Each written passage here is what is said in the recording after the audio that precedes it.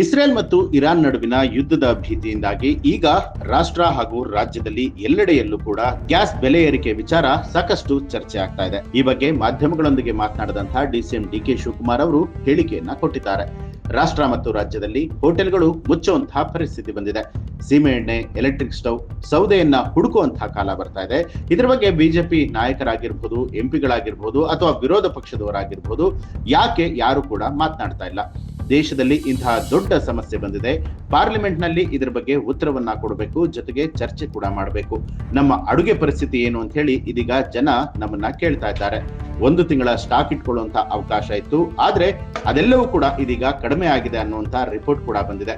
ಕೇಂದ್ರ ಸರ್ಕಾರ ಕೂಡಲೇ ಈ ಸಮಸ್ಯೆಯನ್ನ ಪರಿಹರಿಸಬೇಕು. ಸರ್ಕಾರ ಬೆಲೆ ಏರಿಕೆಯನ್ನ ತಪ್ಪಿಸಿ ನೀವೇ ಸಪ್ಲೈ ಮಾಡಬೇಕು.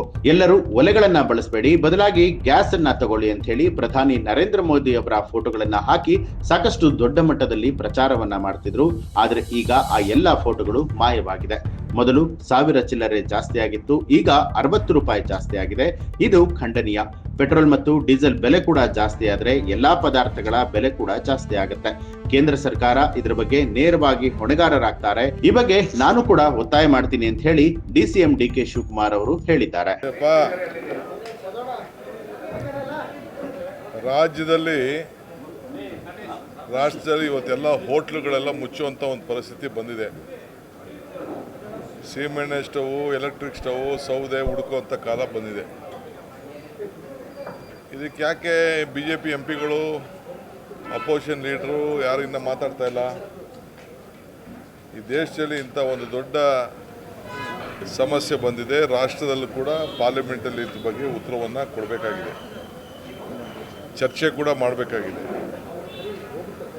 ಸೊ ಅದಕ್ಕೆ ಎಲ್ಲ ಪಾಪ ಜನ ಕೇಳ್ತಾ ಇದ್ದಾರೆ, ಏನು ನಮ್ಮ ಅಡುಗೆ ಪರಿಸ್ಥಿತಿ ಏನು ಅಂತ.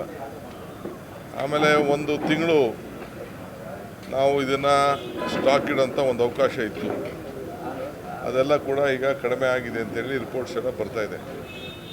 ಸೊ ಕೂಡಲೇ ಸೆಂಟ್ರಲ್ ಗೌರ್ಮೆಂಟು ಇದ್ರ ಬಗ್ಗೆ ಸಾರ್ಟ್ಔಟ್ ಮಾಡಬೇಕು.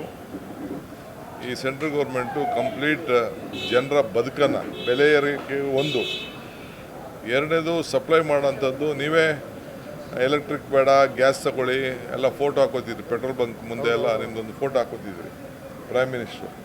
ಈಗ ಫೋಟೋ ಎಲ್ಲ ಮಾಯ ಆಗ್ಬಿಟ್ಟಿದೆ. ಎಲ್ಲ 1000 ಚಿಲ್ಲರೆ ಆಯಿತು, ತಿರುಗಿ 60 ರೂಪಾಯಿ ಜಾಸ್ತಿ ಆಗಿದೆ. ಇದು ಖಂಡನೀಯ. ಎಲ್ಲ ಇನ್ನು ಪೆಟ್ರೋಲು ಡೀಸೆಲ್ ಬೆಲೆ ಜಾಸ್ತಿ ಆದರೆ ಎಲ್ಲ ಪದಾರ್ಥಗಳ ಬೆಲೆ ಕೂಡ ಜಾಸ್ತಿ ಆಗ್ತದೆ.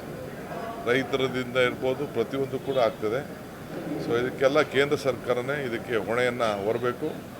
ಎಂಪಿಗಳು ಇದ್ರ ಬಗ್ಗೆ ನಿಮ್ಮದೇನು ಹೋರಾಟ ಇದೆ ಅನ್ನೋದನ್ನು ತಿಳಿಸ್ಬೇಕು ಅಂತೇಳಿ ನಾನು ಪ್ರಾರ್ಥನೆ ಮಾಡ್ತಾಯಿದ್ದೀನಿ, ಒತ್ತಾಯ ಮಾಡ್ತಾಯಿದ್ದೀನಿ.